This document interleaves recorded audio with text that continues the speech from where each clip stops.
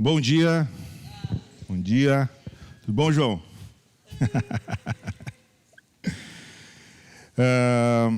Muito bem. Gostaria de convidá-los para abrir as suas Bíblias lá no livro do profeta Zacarias, no Antigo Testamento.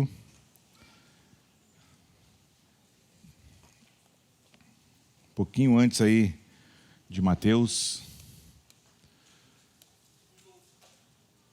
Se você está usando o aplicativo, eu sugiro de você colocar no modo avião, para não cair na tentação de no meio da mensagem começar a chegar a notificação, ficar olhando outras coisas. Zacarias, nós vamos ler dos versículos 1 até o versículo 6. Desculpa, capítulo 1, versículo 1 até o 6.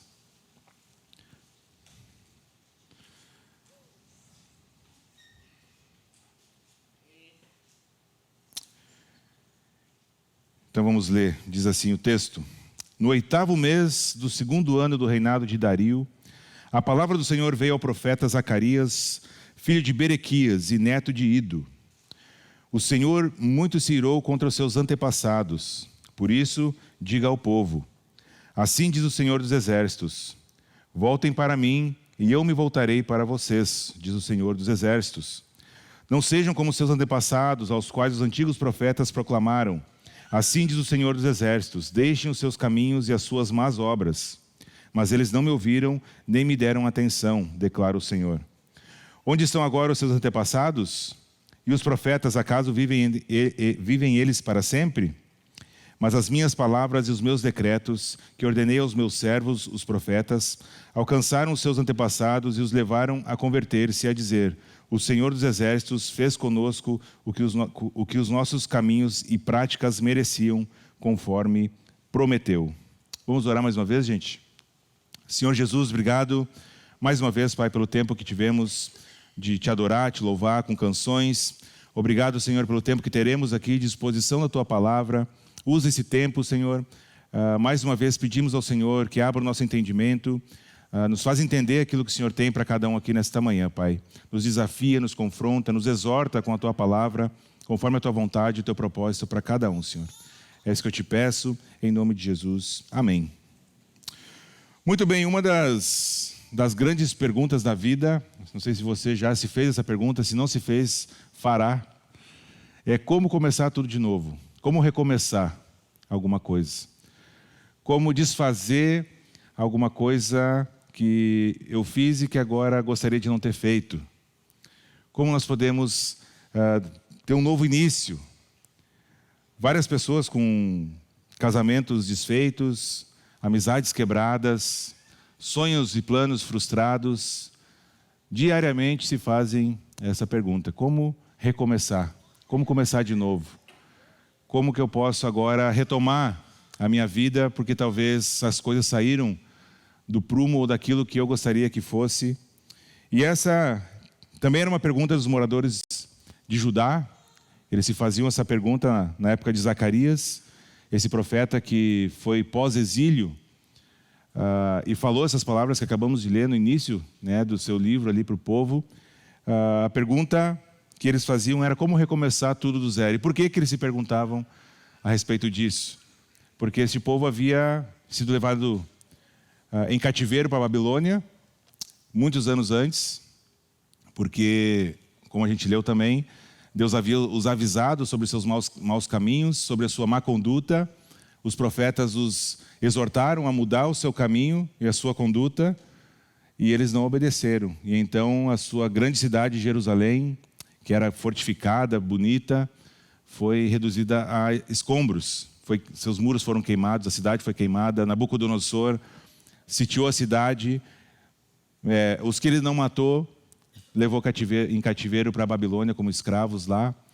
E por mais ou menos 70 anos esse povo então viveu, né, na Babilônia como escravos. E aí então esse povo volta, mais ou menos 70 anos depois desse exílio, para Jerusalém, um número muito reduzido, e começa então a tentar reconstruir os muros, o templo, principalmente, onde eles podiam adorar a Deus, onde a presença de Deus com o seu povo, né, o templo era onde Deus estava ali presente no meio do seu povo, e eles começam então a tentar reconstruir todas essas coisas, mas eles sofreram muitos ataques dos povos vizinhos, porque enquanto eles estavam no cativeiro, outros povos começaram a tomar conta daquela região, e quando eles voltaram, obviamente que eles não devolveram a terra assim, né, de mãos beijadas. Disseram, opa, que estão querendo aqui na nossa terra? Aqui é nosso agora, não é mais vocês. E então eles enfrentaram muitas dificuldades aí em povos que tentavam invadir também, tentavam expulsá-los de lá. E aí a construção do templo era pausada, a construção do muro era pausada, né? E assim o povo então foi experimentando uma decadência de ânimo, uma decadência espiritual, cada vez mais se aborrecendo, achando que Deus talvez os tinha abandonado, que não estava mais com eles. E assim, então eles ficavam se perguntando como a gente pode recomeçar, como nós podemos nos tornar povo novamente. Os que voltaram da Babilônia eram mais ou menos 42 a 49 mil pessoas, um povo reduzido, pequeno, antes tão numeroso. E entre esse povo todo que voltou estava Zacarias, né? Zacarias, provavelmente, quando ele voltou, ainda era jovem, era novo, e aí os anos foram passando até que Deus fala com Zacarias. Fala, Zacarias, vou te levantar como profeta no meio do meu povo, e eu tenho essa palavra aqui para você falar ao povo. Juntamente com outros profetas que estavam ali também profetizando ao povo de Israel, Zacarias então trouxe essas palavras aí ao povo. E a gente precisa entender esse contexto, principalmente quando lemos um texto do Antigo Testamento, porque se nós o lemos e aplicarmos diretamente para os nossos dias de hoje, podemos cometer um equívoco grande. Então a gente precisa entender aquilo que estava acontecendo naquelas circunstâncias, porque Deus falou especificamente com o profeta para aquele povo naquela circunstância, e obviamente que hoje nós temos muitas coisas aqui para aprender com essa história aqui. Então por isso que eu estou dando esse contexto maior aqui, porque principalmente em textos do Antigo Testamento, às vezes a gente fica meio perdido, né, no que está acontecendo ali. Então, o povo foi levado em cativeiro porque desobedeceu a Deus, porque não ouviu os profetas, ficou lá mais ou menos 70 anos em cativeiro e agora voltou, junto com eles Zacarias volta, tenta começar a reconstruir as coisas, mas não anda, porque por diversos motivos esse povo então começa a entrar numa certa depressão, né, espiritual, apesar da sua posição como povo de Deus, apesar de, mesmo em ruínas, a presença de Deus está ali com esse povo, eles começam então a entrar nesse declínio, né, espiritual. E aí então Deus fala com o profeta Ageu, e Ageu convoca esse povo, não sei quantos de vocês lembram, mas inclusive algum tempo atrás eu trouxe uma mensagem a respeito do profeta Ageu, falando para o povo reconstruir o templo, porque o povo começou a investir nas suas próprias casas. Eles disseram, bom, quando a gente vai construir o templo, a gente não consegue, porque os povos começam a atacar a gente vai construir os muros, o povo começa a atacar a gente, vamos fazer o seguinte, vamos trabalhar para nós, viver para nós, construir nossas casas, né? Pelo menos a gente vai viver bem. E aí Deus fala com Ageu, e Ageu vai dizer, olha, vocês estão construindo aí suas belas mansões, enquanto o templo está lá em ruínas. Vamos reconstruir o templo. Ageu desafia o povo a reconstruir, a voltar a reconstruir o templo, enquanto fala com Zacarias, para que Zacarias confronte o povo a se voltar, a tornarem-se novamente como povo de Deus e a restaurar paralelamente com o templo também a sua fé. Então aqui nesse primeiro trechinho que nós lemos aqui do profeta Zacarias, nós temos um alvo, onde Deus fala para ele, a mensagem para ele falar para o povo, e essa mensagem ela é muito clara. Deus diz para eles, voltem-se para mim. E o que vai acontecer? Eu me voltarei para vocês. Versículo 3, voltem para mim e eu me voltarei para vocês, diz o Senhor dos exércitos. Embora seja uma palavra para aquele povo, é o mesmo discurso que Jesus vai ter no início do seu ministério, dizendo para o povo, arrependam-se.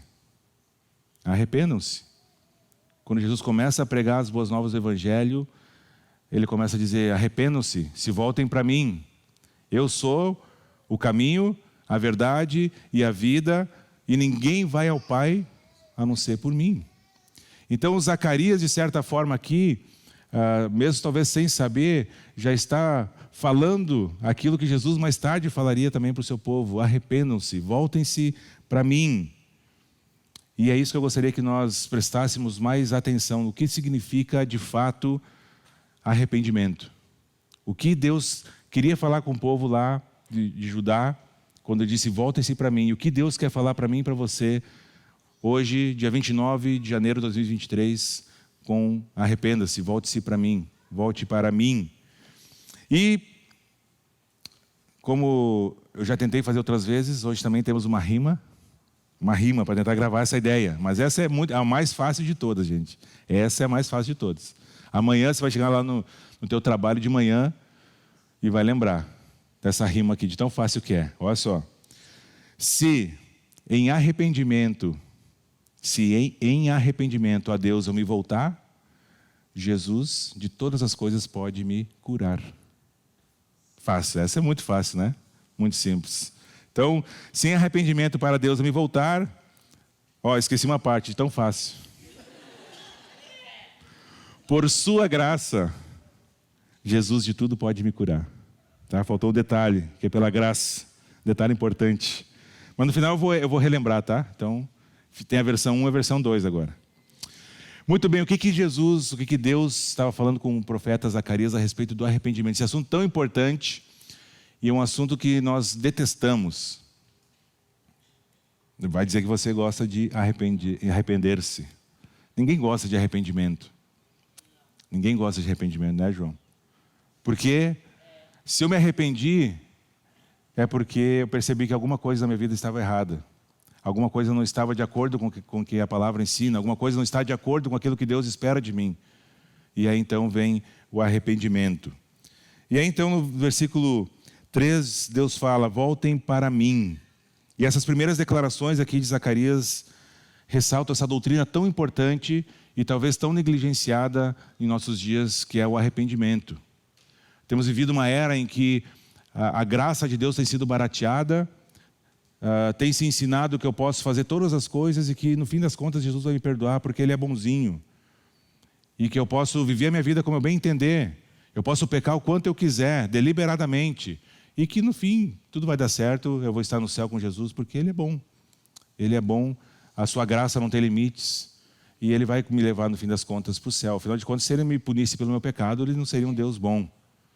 E essa teologia satânica tem se alastrado em nosso meio, uma teologia barata que não tem nada a ver com o ensino de Jesus, não tem nada a ver com o ensino bíblico sobre graça, salvação, sobre o evangelho, sobre aquilo que Deus requer de nós para que nós alcancemos a salvação pela sua graça. E então, Zacarias explica essa situação, a gente já leu, né, o que estava acontecendo ali, e a gente é lembrado aqui então, como eu falei, que Jesus, no Evangelho de Mateus, principalmente, no capítulo 4, ele já começa com essa mensagem de arrependimento. Arrependam-se, pois é chegado o reino dos céus. Jesus já começa o seu ministério falando sobre arrependimento, isso 500 anos, mais ou menos, depois do profeta Zacarias. Mas esse é um assunto recorrente em toda a palavra. Em toda a palavra. Deus, vez após vez, enviou os profetas para dizer para o povo: se arrependam, se voltem para mim. De várias formas diferentes, Jeremias, Isaías, os profetas pós-exílio, como esse que estamos lendo aqui. E a partir dessa passagem, então, a gente pode destacar pelo menos 4 aspectos sobre o arrependimento. O primeiro aspecto é que o arrependimento é uma necessidade. O arrependimento é uma necessidade. Não é se eu quiser, é uma necessidade. E essa necessidade ela é estabelecida pelo fato de que Deus julga o pecado. Deus julga o pecado. O povo de Deus foi mandado para o exílio na Babilônia por quê? Porque desobedeceu a Deus. Deus estava com o seu povo. Desobedeceu a Deus. Deus enviou os profetas dizendo para eles: parem com esses seus caminhos que isso vai dar errado. Vai dar ruim. Muda. E o povo, com seu coração duro, não ouviu a Deus. E as consequências do pecado vieram, porque Deus julga o pecado. E aí o problema, então, dos ancestrais, aí dos israelitas, como nós lemos aqui, é que eles não ouviram. E no final, aqui do texto que nós lemos, olha a conclusão do povo, diz: o Senhor dos Exércitos fez conosco o que os nossos caminhos e práticas mereciam, conforme Ele prometeu. Então Deus prometeu, o povo não ouviu, e Ele fez aquilo conforme tinha prometido. E o povo diz o quê? Tudo certo, fez o que tinha que fazer. Fez o que tinha que fazer. Então, uma vez que eles eram o povo escolhido de Deus, uma vez que eles possuíam instituições divinamente estabelecidas, como o templo, por exemplo, que era onde Deus estava presente, eles achavam que Deus nunca os julgaria. Deus está aqui com a gente, Deus é bom. Já ouviu esse papo? Deus está aqui, acabamos de cantar, que Jesus está presente aqui. Deus é tão bom. Isso tudo é verdade, gente, tá? Deus é bom, a sua graça não tem limites, certo? Mas existem outros aspectos de Deus também. E Deus não tem assim, se fôssemos fazer um gráfico, Ele é mais amoroso do que justo, ou Ele é mais gracioso do que bom. Todas as características de Deus, do seu caráter, são iguais. Isso inclui a sua justiça, a sua ira santa contra o pecado. E aí então, por isso, talvez o povo ali estava estabelecido, o templo, a presença de Deus, o povo ia desprezando os profetas. Vinha um profeta lá, Jeremias, e dizia: ai, de vocês, se arrependam dos seus caminhos, voltem-se para Deus. E o povo dizia: tá bom, Jeremias, né? Vai ver ali se eu não estou na esquina ali. Né? Tá bom, Isaías, certo, pode continuar aí falando, está tudo certo aqui. Um dia talvez a gente ouça, vai, segue teu rumo. Né? E aí então, a queda de Jerusalém, no cativeiro babilônico, ela é emblemático. Ela é um marco na história do povo de Israel, da forma como Deus pune o seu povo, Deus castiga o seu povo. E essas eu sei que são palavras fora de moda e que talvez soem estranho aos nossos ouvidos. Mas no Novo Testamento nós vamos ler que Deus disciplina a quem ama. E o que é disciplina, gente? Se não é uma correção, ou uma palavra mais bonitinha para castigo.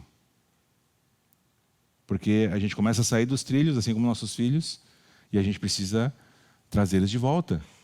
E eu fico impressionado, eu tenho 4 em casa, não se assustem, sempre falo isso. Então a Helena já está com 8, vai fazer 9 esse ano, e eles são em faixas etárias diferentes. E é impressionante como a gente percebe que de tempos em tempos eles precisam de correção. De tempos em tempos, um pouco mais, às vezes um pouco menos, a gente precisa chegar no momento de uma disciplina, um castigo, para que eles voltem para o trilho. E aí eles ficam uns dias tranquilos. E daqui a pouco começa a sair de novo. Eu fico pensando, deve ser muito parecido diante de Deus, a forma como a gente vive também. E aí Deus, volta e meia, tem que nos colocar de volta nos trilhos, né? A gente chora, Deus não me ama. Mas o que a Bíblia ensina é que Deus vai disciplinar justamente porque ama. E infelizmente também em nossos dias o amor tem sido muito confundido com permissividade. Porque eu amo, eu tenho que deixar fazer tudo. Porque eu amo, eu não posso corrigir. Porque eu amo, eu não posso falar nada contrário. Isso vai desde os filhos até para os pets, né? Tem mãe de pai de pet. Né, João? E o pessoal, não, tem que deixar, porque se eu falar alguma coisa contra, se eu disciplinar, não é sinal de amor, tem que amar incondicionalmente. E aí a criança vai virando aquilo, e aí lá na frente os pais não entendem por quê. Então amor e permissividade não tem nada a ver uma coisa com a outra. É assim como Deus também nos ama e não é um Deus permissivo. Deus vai nos disciplinar, porque inclusive o que nós vamos ler no Novo Testamento é que se Ele não nos disciplinar, então nós não somos filhos.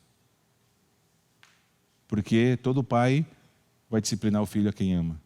Então a correção faz parte, e para o povo aqui de Judá, no contexto de Zacarias que nós estamos lendo, não era diferente. Zacarias então exigia da própria geração essa necessidade de arrependimento, versículo 4. Não sejam como seus antepassados, aos quais os antigos profetas clamaram. E ele diz o que os profetas clamaram a esse povo: assim diz o Senhor dos Exércitos, deixem seus caminhos e as suas más obras. Mas eles não me ouviram e nem me deram atenção, declara o Senhor.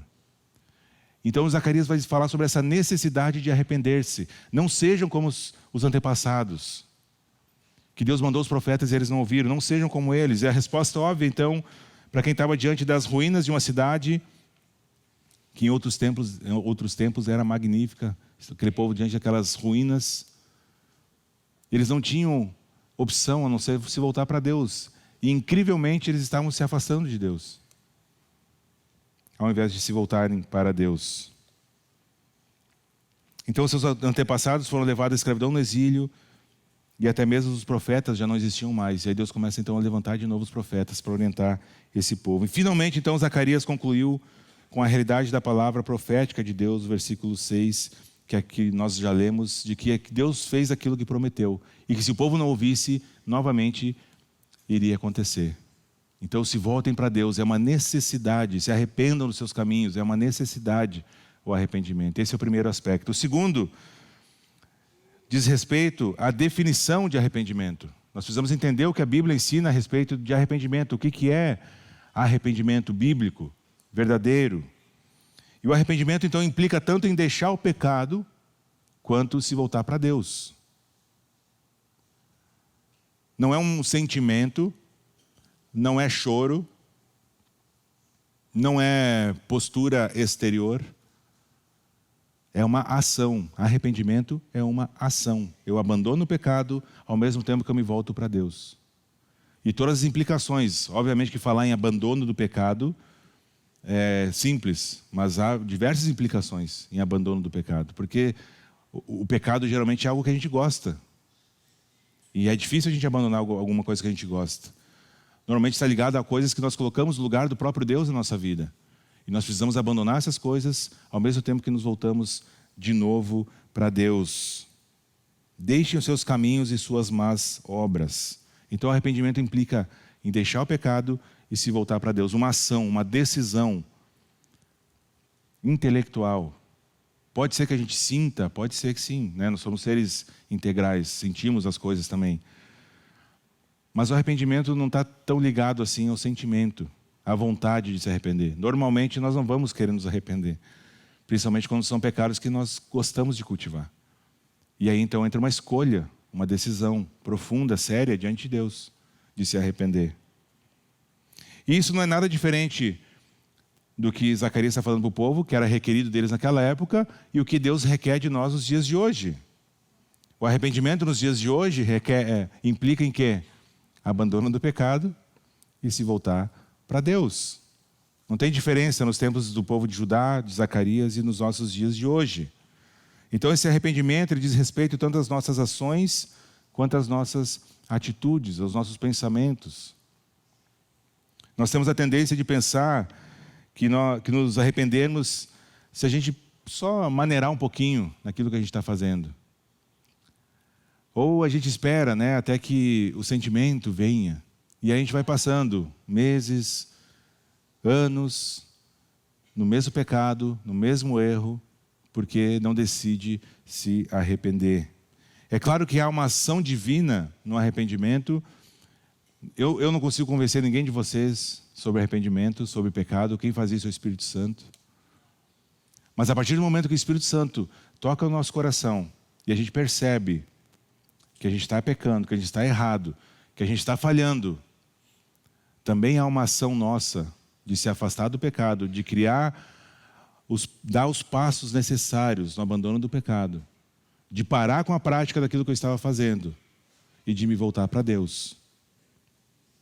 Então, uma ação conjunta, o Espírito Santo vai nos tocar, vai nos convencer.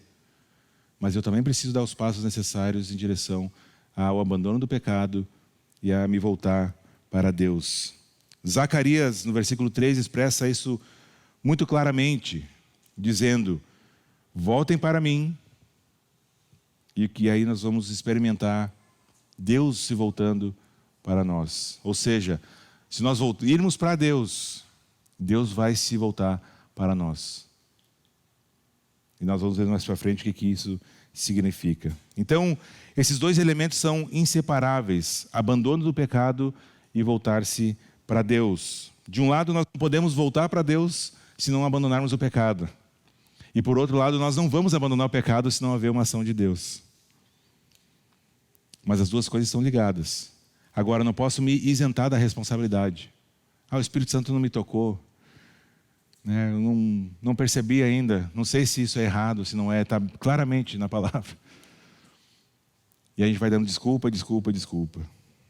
Então, somente a luz de Deus é que pode nos trazer para fora das trevas de nossos pecados. Então, as palavras de Zacarias, elas são particularmente impressionantes à luz do público para quem ele estava falando. Que era o povo que tinha já experimentado tantas coisas de Deus. Tinha visto tantas coisas de Deus. Tinha experimentado as consequências da desobediência ali atrás. E mesmo assim, o profeta precisa vir e dizer: voltem-se para mim. Isso nos revela a dureza do coração humano e a triste capacidade que nós temos de nos acostumarmos com o sobrenatural de Deus, da ação de Deus em nossa vida, e de criarmos desculpas, as mais esfarrapadas, as mais complexas, para não abandonarmos o pecado que a gente tanto ama e não nos voltarmos para Deus. Eles tinham caminhado de volta pela longa jornada desde a Babilônia até Jerusalém. Contudo, eles não tinham chegado até o próprio Deus. Em parte devido à oposição dos inimigos, em parte devido às suas próprias indiferenças. A comunidade de Deus, o povo de Deus, tinha perdido interesse na reconstrução do templo, onde Deus estaria ali presente. E essa indiferença para com o templo era um sintoma visível da sua apostasia, desse declínio espiritual. Eles não estavam mais preocupados com o templo, com a presença de Deus. Essa era a realidade. E em Deus diz: voltem para mim. E essa ordenança é que nós também precisamos observar nos nossos dias hoje. Não basta a gente dizer que é cristão. Não basta a gente frequentar lugares em que coisas religiosas acontecem. Não basta a gente sair de casa, vir aqui numa celebração de domingo de manhã, cantarmos algumas músicas, ouvirmos uma palavra, se isso não faz diferença nenhuma no meu dia a dia. Ser cristão, gente, é muito mais do que religião vazia. É muito mais do que frequentar, do que se tornar religioso. O que Jesus vai nos exortar a fazer, quando ele fala sobre o preço do discipulado, é diariamente tomar a cruz e segui-lo. Isso significa diariamente fazer com que os meus desejos morram e que eu busque em cada coisa que eu vou fazer agradar ao Senhor Jesus. Agora pensa nas implicações disso no meu e no seu dia a dia. O tema do acampamento de Páscoa é: se você é o mesmo em todas as realidades. Por que isso? Porque somos tentados a sermos cristãos fervorosos quando estamos com outros cristãos. Mas às vezes em outros lugares a gente não é tão cristão assim. Quando a gente está sozinho, com o celular na mão, a gente não é tão cristão assim. Ou quando a gente está em um ambiente de trabalho, faculdade, escola, a gente também às vezes não é tão cristão assim. Então não basta a gente se denominar cristão. A gente precisa de fato adorar a Deus com as nossas vidas. Com tudo que a gente é, com tudo que a gente tem. Voltem para mim, foi o que Deus disse para o povo que tinha chegado na sua cidade, porém os seus corações estavam frios, longe, distantes de Deus. Voltem para mim e eu me voltarei para vocês. E essa é a regra da bênção espiritual. A gente corre para Deus, a gente se volta para Deus em arrependimento. E Ele vai se voltar para nós. E aí nós vamos experimentar coisas que só nós e Ele, nosso relacionamento pessoal, a gente pode experimentar. O terceiro aspecto desse arrependimento, então, é que Deus graciosamente acolhe a todos que se voltam para Ele. De novo e de novo. A promessa de Deus é que eu me voltarei para vocês. Voltem-se para mim e eu me voltarei para vocês. E não há limite, agora sim, para a graça de Deus. Não há limite. Não há limite. Quando a gente pensa, por exemplo, na parábola do filho pródigo, que na verdade deveria ser como o Olavo bem disse numa pregação sobre esse texto, a parábola do Deus pródigo, porque o pródigo é o que dá bastante. A gente percebe aquele filho que saiu de casa, pegou a sua parte da herança, saiu, gastou tudo que tinha, porque não queria mais viver na casa do pai. E aí, depois que ele está lá comendo com os porcos, porque não tinha mais nada para comer, o juízo vem à sua cabeça e ele diz: o que eu fui fazer da minha vida? O que eu fui fazer? Eu tinha tudo na casa do meu pai e agora eu estou aqui comendo com os porcos. Sabe o que eu vou fazer? Eu vou voltar e vou dizer: olha, eu sei que eu fui embora, sei que eu errei, eu sei que eu não sou mais digno de ser chamado teu filho, me aceita como um dos teus servos, eu só quero trabalhar para ter o que comer. E já para mim já está ótimo. E o que acontece quando esse filho volta? O texto nos diz que ainda longe o pai vai ao encontro do filho, não pergunta nada. E aí o filho diz que me aceita como teus servos, e ele nem ouve o que o filho diz. Ele diz: ó, vamos lá, matem um novilho gordo, vamos fazer um churrasco, tchê. Ele era gaúcho, né? Sabe? Vamos fazer um churrasco, tragam as melhores roupas, põe um anel no dedo, porque meu filho estava morto e agora está vivo, estava perdido e agora foi encontrado. E essa graça é que Deus está estendendo aqui. Voltem sim para mim em arrependimento e eu vou me voltar para vocês. E a gente tem que ter muito cuidado com isso, porque infelizmente essa graça tem sido barateada. Isso só é possível hoje, porque o sangue mais precioso de todos verteu na cruz. Porque Deus, nessa tamanha graça, nesse tamanho amor, a ira toda que era destinada para mim e para você, a justa ira de Deus, a separação eterna de Deus, recaiu sobre Jesus na cruz.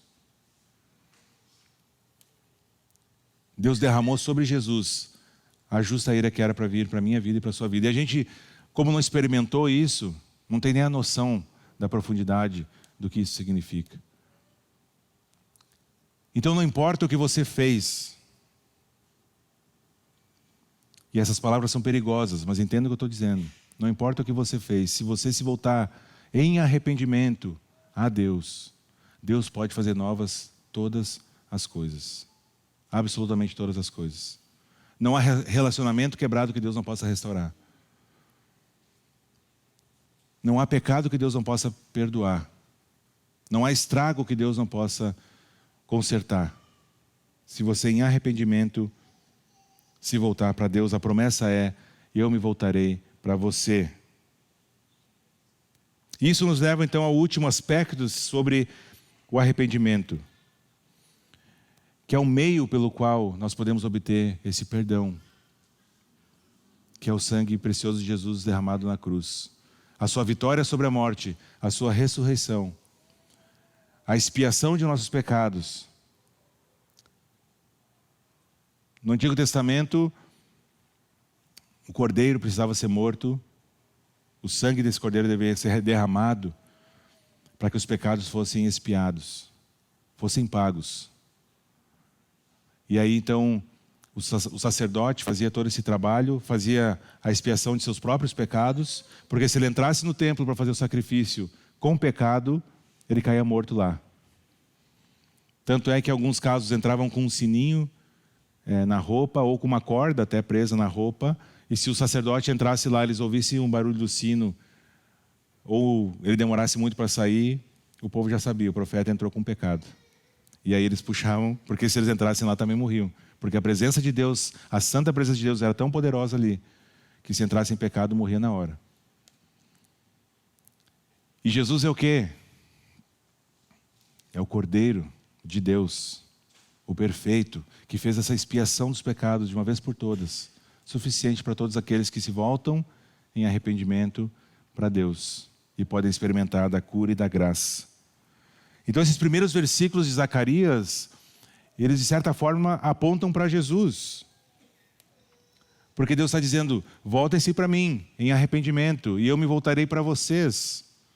Aqui nesse contexto era esse sacrifício de cordeiro, através do sacerdote, do sumo sacerdote. Hoje nós temos, Hebreus vai nos dizer, um sumo sacerdote que se compadece ainda das nossas dores. que entende aquilo que nós temos passado e sofrido. Porque esse é o meio pelo qual nós obtemos o perdão.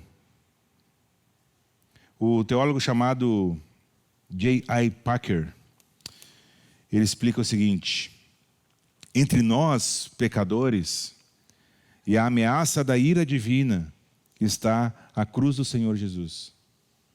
Se pertencemos a Cristo mediante a fé, então somos justificados por meio da sua cruz, e a ira não nos atingirá mais, nem no presente, nem na vida futura. Jesus livra-nos da ira vindoura. Quarto aspecto do arrependimento é que, se nós voltarmos a Deus em arrependimento, o sangue de Jesus tem suficientemente poder para expiar todos os nossos pecados. Portanto, quando nós nos arrependermos, nós precisamos vir a Deus por meio da fé em Jesus, o qual vai transformar a ira justa de Deus em uma aceitação amorosa. E aí, no final, então, nós vimos esses 4 aspectos do arrependimento: a importância, a necessidade, o que isso significa, essa doutrina tão importante na Bíblia. Mas nós também precisamos aplicar isso nos nossos dias. E é o que eu gostaria de fazer a partir de agora, porque a gente abordou Zacarias aqui entendendo a sua história, falamos sobre a doutrina do arrependimento, sobre a cristologia presente aqui nesse texto, como ele aponta para Jesus, mas agora também precisamos abordar de uma forma prática. E eu gostaria de encerrar essa mensagem fazendo isso. A geração anterior de israelitas pensava que Deus não iria os julgar por seus pecados. E eu penso que esse é um pensamento comum nos nossos dias também. Deus não vai nos julgar por nossos pecados. Deus não vai, Deus é bom. No final das contas, Ele não vai nos julgar. E as ruínas daquela cidade onde estava esse povo eram testemunhas de que Deus sim julga, sim, Deus pune o pecado. Gálatas 6, versículos 7 e 8 diz o seguinte: não se deixem enganar, de Deus não se zomba, pois o que o homem semear, isto também colherá. Quem semeia para a sua carne, da carne colherá destruição. Mas quem semeia para o Espírito, do Espírito colherá vida eterna. Ou seja, quem vive para os seus prazeres, quem vive para a carne, quem semeia a sua vida inteira vivendo para si mesmo, vai colher isso. Agora, quem se volta para Deus, quem se arrepende de seus pecados, quem quer ter uma vida temente a Deus, piedosa diante de Deus, quem vive pelo Espírito, vai colher isso. É simples. É simples. A nossa geração também amontoa ruínas ao seu redor. Ruínas que falam a respeito de como Deus pune o pecado. E às vezes vivendo essa insensatez mesmo dentro da igreja. Vivendo de qualquer maneira, despreocupado com o que Deus pensa a respeito da sua vida, das suas escolhas, de onde tem investido o seu dinheiro, de onde tem investido o seu tempo, aonde tem investido sua energia, aonde tem buscado felicidade, aonde tem depositado a esperança, e acha que no final vai estar tudo certo. Se você é um cristão, se você é um discípulo de Jesus, mas se afastou por causa do pecado, talvez está experimentando um declínio espiritual, como aquele povo estava experimentando. Talvez você se sente longe, afastado, frio, triste com Deus. Eu não sei qual é a sua situação, como você chegou nessa manhã, mas Deus com certeza conhece o seu coração. Lembre-se dessa lição da história de Zacarias, que nós acabamos de ler. O seu pecado não vai trazer bênção. O meu e o seu pecado nunca vai trazer bênção. Pode parecer agora, por um breve momento, mas nunca vai ser bênção. Viver em desobediência a Deus nunca vai trazer bênção. Se persistirmos no pecado, se você persistir no pecado, se eu persistir no pecado, o mínimo que a gente vai trazer sobre nós mesmos é o castigo justo, a disciplina justa de Deus, sem falar nas consequências do próprio pecado, por si só.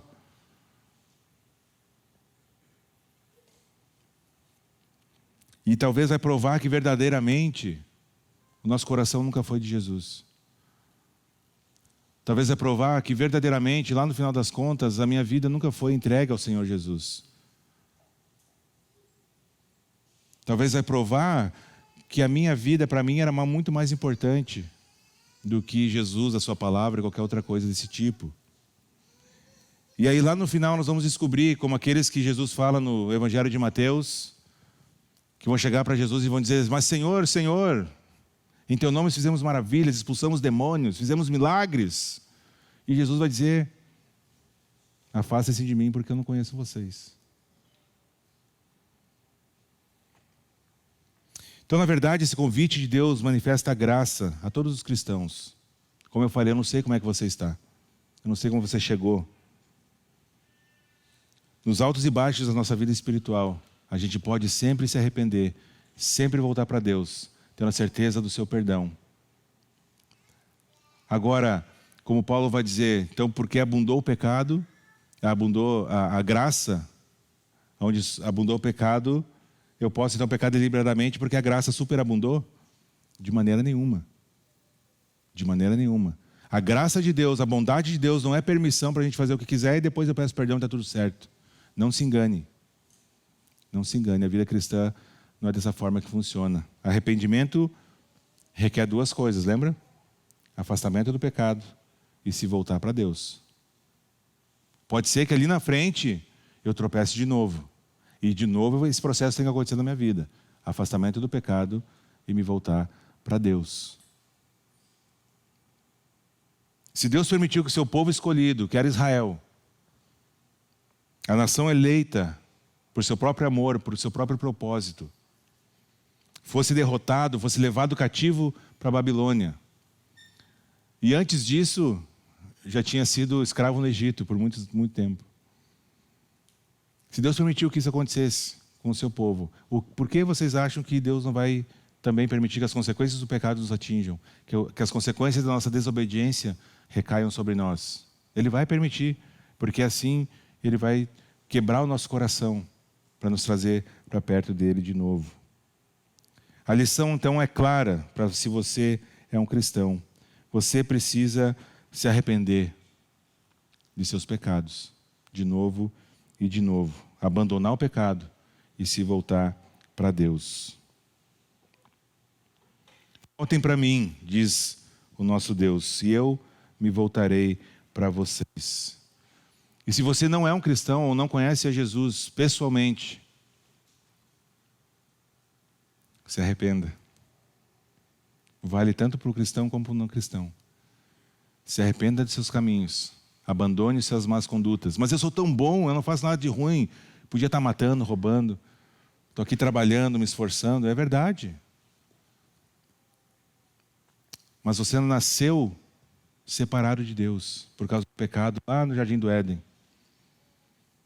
E se você não reconhecer que Jesus é uma necessidade, que Ele é o Salvador, não se arrepender dos seus caminhos, lá no final da sua vida, você vai perceber que toda a sua vida foi em vão. Se levantar de manhã, dormir de noite, ou não dormir mal, preocupado com as coisas, foi tudo em vão. Você precisa também de arrependimento. Você precisa também se voltar para Deus. E aí Deus vai se voltar para você. Então aqueles que se converterem vão encontrar Deus pronto a perdoar, por meio de Jesus Cristo. Se em pecado, desculpa, olha, ia começar errado já a rima.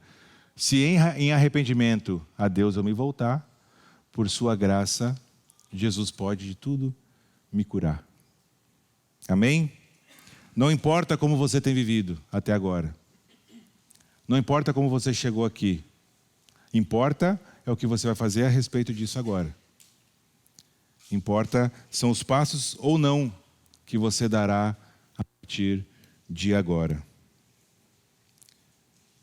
Ao voltar-se em arrependimento para Deus, você vai poder experimentar verdadeiramente perdão. bênção, graça, libertação, vida de verdade, que só encontramos em Jesus. Amém? Vamos orar, gente? Senhor nosso Deus, muito obrigado pela Tua palavra. Obrigado, Pai, porque esse texto nos exorta, Senhor, assim como exortou o povo nos dias de Zacarias, a se voltar para Ti, Pai. Obrigado porque ainda temos tempo, Senhor, pela Tua graça, de nos voltarmos a Ti em arrependimento, a abandonarmos uma vida, Senhor, regida por nossas próprias vontades, por aquilo que pensamos ser melhor, por aquilo que pensamos que podemos ou não fazer, Pai. Obrigado porque podemos abandonar todos os caminhos, Senhor, que não Te glorificam, que não Te agradam, e ainda podemos nos voltar a Ti, sabendo que o Senhor prometeu que se voltará para nós. Que promessa maravilhosa é essa, Senhor, ter o Deus do universo, o Deus criador de todas as coisas, voltado para nós, Pai. Obrigado por ser esse Deus pessoal, obrigado porque o Senhor é um Deus justo, obrigado, Pai, porque a gente pode experimentar a Tua correção, a Tua disciplina em nossas vidas, para não ter uma vida vivida de qualquer forma, uma vida que não Te agrada. Senhor, que Teu Espírito Santo convença, Pai, a cada um de nós aqui, aonde temos caído, aonde precisamos nos arrepender, Senhor, voltarmos atrás, recomeçarmos, Pai, de novo com o Senhor. Fala conosco, Senhor, usa essa palavra conforme a Tua vontade, Pai. Quebranta os nossos corações, quebranta os corações mais duros, Pai, para que se voltem ao Senhor, para que experimentem, Pai, uma vida contigo, uma vida de verdade. Não uma vida de aparência, uma vida de rotina, uma vida de tradicionalismo, mas uma vida viva com o Senhor, Pai. Porque o Senhor é a vida verdadeira, o Senhor é a verdade. Obrigado, Pai, porque ainda podemos correr para Ti, tendo a certeza de alcançarmos o perdão, não por nossos méritos, porque somos merecedores da Tua ira, Pai, justa, mas por causa da Tua graça, expressa de tamanha forma na cruz, quando o Senhor morreu em nosso lugar, Pai, derramando o Seu sangue e nos lavando, Senhor, de nossos pecados. Atrai, Pai, os nossos corações, aqueles que estão aqui que já Te conhecem, aqueles que estão aqui que não Te conhecem, Senhor, que possam ser atraídos por Ti, para que possam experimentar, Senhor, a bênção que é uma vida com o Senhor. Obrigado, Pai, por tudo isso. Obrigado porque tivemos o privilégio de termos a Tua palavra aqui diante de nós. Abençoa, Senhor, o nosso domingo, o restante do dia que temos, a nossa semana que teremos pela frente. É em Teu nome que eu oro e que eu agradeço. Amém. Amém. Muito bem, então, meus queridos, nós ficamos por aqui. Que Deus abençoe a sua vida, que você possa avaliar a sua vida e se arrepender onde precisar. Amém? Até domingo que vem, se Deus permitir.